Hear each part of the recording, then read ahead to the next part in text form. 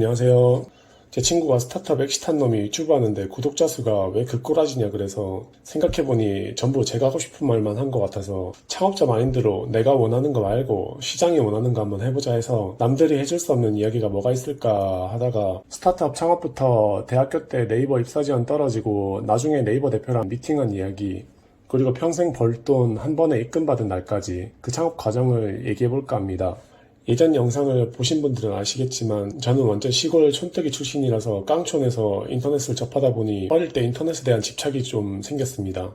처음에는 중학교 때 카페를 하나 운영을 했었는데요. 어린 분들은 잘 모르실 텐데 지금은 역사 속으로 사라진 세이클럽이라는, 지금으로 치면 네이버 카페 같은 게 있었습니다. 그때 제가 노래하는 걸 좋아해서 발성 관련 카페를 만들어서 하나 운영을 했는데 제가 곧잘 하더라고요. 그래서 지금으로 치면 대표 카페가 됐습니다. 회원수가 10,000명 정도 됐던 것 같은데 그때 제가 중2 정도 됐었는데 아마도 그때 이용자들은 운영하는 사람이 중딩인지 몰랐을 겁니다, 아마. 세이클럽이 역사 속으로 묻히면서 제가 만든 카페도 역사 속으로 묻혀버렸고요.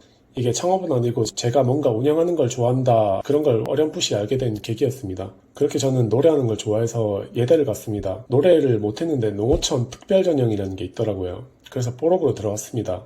그래서 들어가서 보니 진짜 저보다 노래를 다 잘하더라고요. 그래서 자퇴를 했습니다. 그 동기들 중에 한 명이 길구봉구의 길구 형이 있는데 제가 피아노를 쳐주면 길구 형이 노래를 하고 그래서 아무튼 길구 형이 그때도 노래는 잘했습니다. 자퇴하고 좀 방황을 하다가 25살쯤에 여자친구, 친구 5명이 모인 자리에 껴서 논 적이 있는데 그때 저 빼고 다 여자였습니다. 그 자리에서 한 명이 자기가 아는 언니 거쳐서 가면 미용실을 50% 할인해 준다는 겁니다.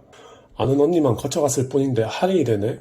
하고 그날 신내림 받은 것처럼 이걸 만들어야겠다 해서 막 어떻게 할 줄도 모르는데 기획을 하기 시작했습니다. 그때 여자친구가 디자이너였는데 디자인은 네가 하고 개발은 돈 모아서 개발하자 해서 첫 창업을 하게 됐습니다.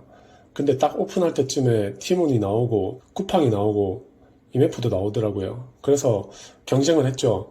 저는 예대 자퇴생의 고졸이니 아무것도 몰랐습니다. 학벌이 꼭 중요한 건 아니겠지만 티모는 펜실베니아, 쿠팡은 하버드, UMF 창업자는 던전 앤 파이터라는 게임을 매각하고 이미 몇천억 부자였고 제가 게임이 될 리가 있나요? 망했죠. 근데 그때 하도 소셜 커머스라는 게 붐이어서 어느 정도는 됐었습니다. 직원도 여럿 있었는데 아무 경험 없는 25살짜리가 뭘 알겠습니까? 직원을 어떻게 다뤄야 하는지도 모르겠고 세금 신고는 어떻게 하는지도 모르겠고 돈도 없으니 하나하나 다 배우면서 했죠. 사업 전략이 뭔지도 모를 때였습니다. 그때 딱 하나 제가 잘하는 게 있더라고요. 기획하고 마케팅하는 거예요. 그때 마케팅으로 제가 만든 사이트에 하루에 몇만 명씩 들어오기도 했습니다. 제가 감각적으로 어떻게 마케팅을 해야 할지 대충 알더라고요. 그때 울산에서 사업을 했었는데 소셜 커머스니까 피자집 가서 50% 할인해달라 해서 설득을 해놓으면 결국 더 큰 티몬이랑 계약하고 쿠팡이랑 계약하고 하더라고요. 그래서 딱 직감이 오더라고요. 졌구나. 그래서 깔끔하게 폐업을 했습니다. 그러고 주식에 잠깐 미쳐서 펀드 매니저가 되겠다고 공부를 좀 해서 대학교에 편입을 했습니다. 아무튼 대학교 가서 학기마다 전공서적을 사야 했는데 전공서적이 한 권에 3, 4만 원씩 하더라고요. 저는 경영학과였는데 한 6권씩 사야 했습니다. 그 생각이 들더라고요. 직장학기에 60명이 들으면 다음 학기도 60명이 들을 텐데 왜 자꾸 새 책을 사야 하지? 이런 생각을 저만 한 게 아니었습니다.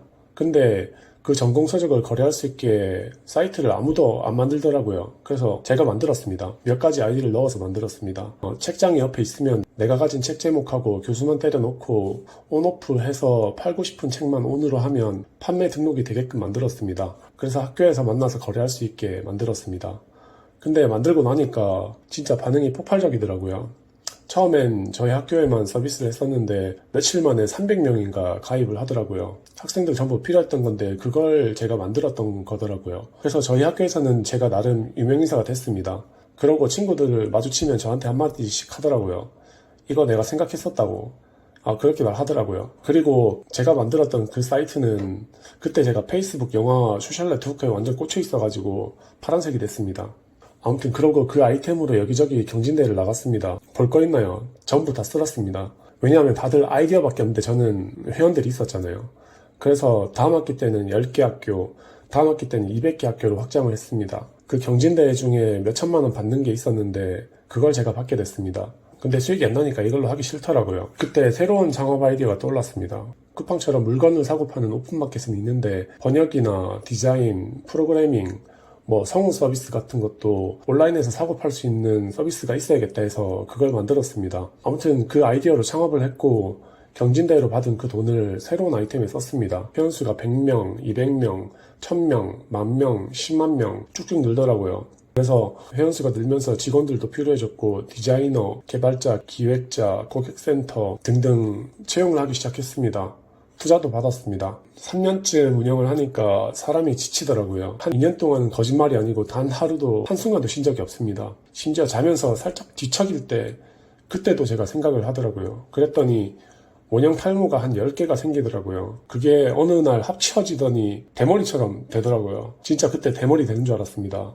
지금은 다 나았습니다. 아무튼 그렇게 지쳐있을 때 누구나 알만한 큰 회사에서 연락이 오더라고요. 인수제안이었습니다. 그 전에 옐로우 모바일 같은 회사에서도 연락이 오고 네이버 대표가 불러서 네이버 본사 가서 대표랑 이야기도 했었습니다. 사실 저는 대학교 다닐 때 네이버에 입사 지원을 한번 했었거든요. 그때 패기 넘치게 너희 그렇게 운영하다 망한다. 내가 바꿔주겠다. 그렇게 입사 지원서를 썼었습니다. 당연 떨어졌죠. 아무튼 그렇게 떨어지고 대표랑 직접 얘기를 하니 감회가 새롭더라고요. 아무튼 인수 제안이 와서 처음에 거절을 했습니다. 인수 금액이 마음에 안 든다기보다 3년에 걸쳐서 준다고 해서 거절을 했습니다. 그때 너무 힘들었거든요. 그때 거절하니 밀당인지 3개월간 연락이 없더라고요. 그래서 그때 팔 걸 그랬나 하고 열심히 일을 하고 있으니까 또 한 번 연락이 오더라고요. 그렇게 몇 번을 더 만나고 그 회사 대표님이 저를 꼬시더라고요. 인수되기 전에 회사로 불러서 약간 성공한 느낌이 들게끔 그 회사 임원들, 팀장들 저를 데리고 다니면서 인사를 한 번씩 시키더라고요. 그 TV에 나오는 고급 일식집 가서 밥도 사주고요. 그러다가 저한테 그러더라고요. 최 대표 입장을 좀 말해주게 하더라고요. 그리고 그 회사 회의실 같은 곳에 데려가서 막 설명을 하더라고요. 인수 금액은 어떻고 인수 방식은 어떻고 일하는 게 힘들었던 저는 인수 금액을 나눠주는 건 무조건 노라고 간결하게 말했고 대표님도 일시불로 주겠다고 하고 도장을 찍었습니다. 도장을 찍기 전에 실사라는 걸 하는데 법무팀, 회계팀, 재무팀, 개발팀 여기저기 붙어서 저희 회사가 제대로 되고 있는 회사인가 검사를 하고 보고서를 냅니다. 그렇게 실사가 끝나고 도장을 찍고 나니 그날 바로 인수대금이 입금됐습니다. 이게 처음엔 진짜 신기하더라고요. 평생 본 적 없는 액수가 제 통장에 찍히니까 이거 사이버머니인가? 이런 생각도 들고 처음엔 숫자를 보고만 있어도 기분이 좋더라고요. 근데 그게 오래가지 않더라고요. 세계 일주 같은 여행도 가보고 차도 여러 대 뽑아보고 좋은 주상복합 아파트로 이사도 해보고 했는데 어느 순간부터 제가 삶이란 무엇인가, 행복이란 무엇인가, 돈이란 무엇인가 이런 희한한 생각들을 하게 되더라고요. 저는 돈 벌어서 뭘 해야겠다 이런 생각을 전혀 해본 적이 없었습니다. 그때 느꼈습니다. 제가 원했던 게 내가 원하는 게 아니었다는 걸요. 세계 일주가 꿈이었고 돈 많이 벌어보는 게 꿈이었는데 막상 모든 여건이 갖춰지니 여행도 그다지 재미가 없고 삶이 무료해지고 공허함이 찾아왔습니다. 아무튼 근데 사람 욕심은 끝이 없는 게 제가 매각한 서비스가 매각 당시 거의 수치가 비슷했던 회사가 있었는데 그 회사가 몇 년 뒤에 몇백억씩 투자를 받고 몇천억짜리 회사가 되어 있었습니다. 제가 매각한 회사는 큰 회사의 흡수합병 됐기 때문에 수치를 알 수 없지만 완전한 2등이 됐고요. 당시는 난 후회 안 할 거야 라고 생각했는데 또 막상 후회가 되더라고요. 아무튼 그런 경험을 하고 나니까 뭔가 돈에 대한 깨달음이라고 해야 할까요? 제가 뭐 여러 동영상에서 보던 부자들이 해주던 얘기들과 비슷한 생각이 자리가 잡히더라고요. 돈이라는 건 세상에 변화가 있을 때 그 패러다임 속에서 내가 많은 사람들한테 가치를 내놓으면 나한테 오는 거구나 라는 걸 느꼈고 그런 돈에 대한 깨달음을 어딘가에 정리해두고 싶었는데 그 수단으로 유튜브를 시작하게 됐습니다. 그리고 제가 그 깨달음으로 돈에 대한 정립이 된 후에 6년 정도가 지났는데 그동안 했던 10번 정도의 투자가 운 좋게 대부분 다 맞는 선택이 됐고 저는 매각한 금액의 절반 정도를 투자로 더 벌게 됐습니다. 제 선택이 언제든지 틀릴 수 있으니까 제가 투자하게 되는 것들을 지금부터라도 모두 기록하고 객관적으로 증명해보고 싶은 마음이 생겼습니다. 시간 관계상 빼먹은 이야기도 많이 있는데 오늘은 여기까지만 말하고 궁금해하실 분들이 계실지는 모르겠지만 그런 분이 계시다면 창업 당시 20개 정도 회사가 있었는데 소셜 커머스 때랑 다르게 어떻게 1, 2등을 할 수 있었는지나 제가 어떤 노력을 했는지 예전에 창업하기도 전에 인생이 바뀔 것 같다는 생각으로 버스 정류장에 1시간 멈춰 있었던 이야기 마케팅을 어떻게 했는지 매각 후의 삶은 어떤지 그리고 제가 깨달은 것들에 대해서도 말해보겠습니다. 더 이야기를 듣고 싶으신 분이 있으시다면 구독과 알림 설정 부탁드립니다. 감사합니다.